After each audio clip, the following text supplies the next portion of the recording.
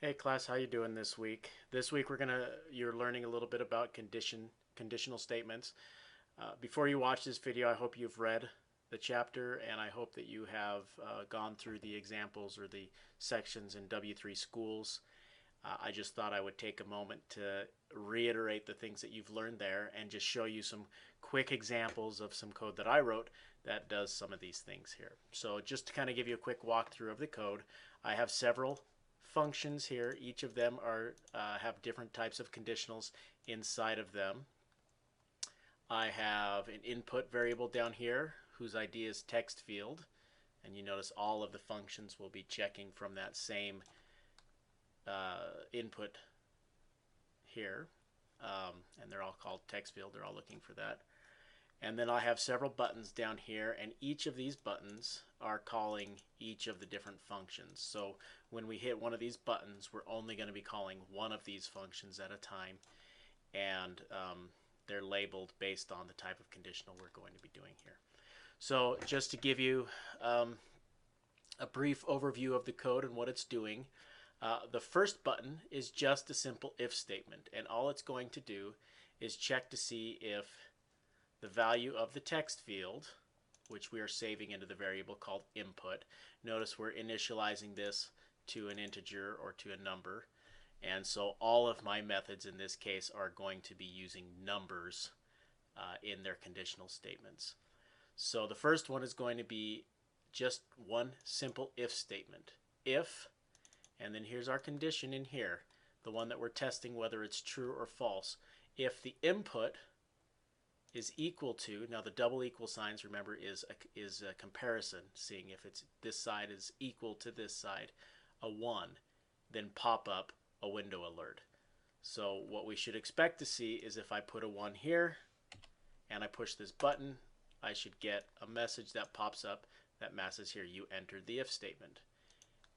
And if I have a 2 in here, nothing is going to happen because the condition here is going to prove false.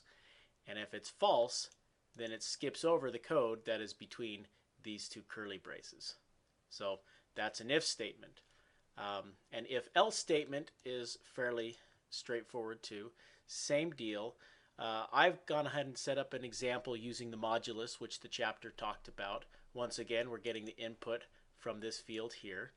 And the first thing we're going to do is check if modulus 2, which as the book specified to you guys is going to check to see if it's, well, if the remainder is 0, then it's going to be an even number. And so what our logic does here is it checks to see if the remainder of the modulus is equal to 0, and if that is true, then we should get this message popping up. And if that is false, then it skips these and jumps into the next else, into the else statement, and runs the code that's between here. So in this section, it will always run one of these two things. If the condition is true, it will run this, and if the condition is false, it will always run this. So here, if I push this button, which is tied to this method, you'll notice we get the number is even, and if I change it to a non-even number and push it, it says the number is odd. And any integer that we put into this field here will result in one of these two things popping up. The other one that I've created here is an if statement, an if else if. So we're checking two separate conditions in this case. Something interesting to note as well, that you can string as many of these else ifs as you need. So you can do if, else if, else if, else if, else if, and then end with your else, which is kind of the, if it doesn't match any of these things, then the last thing it's going to do is this last else. So this one I set up where it's just basically checking for a 1 or a 2. If it's either of those, we'll match we will return true, or if either of these conditions are true, we'll get one of these. If it is neither a 1 nor a 2, then the final else will happen. So we'll try here. We're on our if else if. If I click here, you'll notice it's not a 1 or a 2, so it should match this one down here. No match. You entered the else statement. If we put in a 1, it says then, oh, I hit the wrong button. If I hit a 1, it pops up and says you matched on the first if. If I put in a 2, it says here that you matched on the else if. So it went into this one. And all of the other sections of code that fall between the curly braces were all skipped because it only does the one that the condition proved true on. And then the last one I wanted to show was a nested if. A nested if is basically you can put ifs inside of ifs. That way this if statement will only run if the condition of this statement proved true. If this one doesn't prove true, then it skips all of the code inside this curly brace. And as you see, this if statement is entirely between these two curly braces here that are highlighted in red.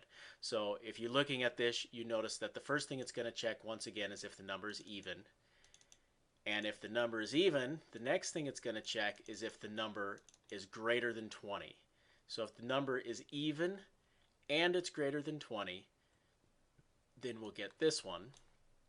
If it's even and it's anything other than greater than 20, then we will just get the number is even. If the number is odd, then it shouldn't do anything. So let's go ahead and try that out.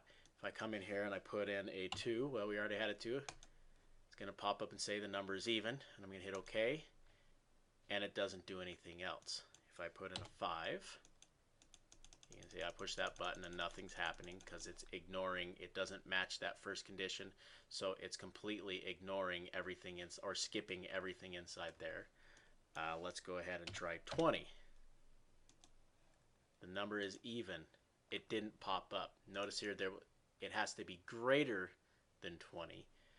There's another condition you can use if you want it to be greater than or equal to. If we were to put the greater than or equal to in there and we tried it again, put 20 in there, you'll notice now that we get both. But our statement says larger than 20, so I'm going to go ahead and get rid of that. And then once again, if we put in 20, it doesn't work, or the second one doesn't go off. But if I put in 30, we'll get the numbers even, and the second condition will run as well.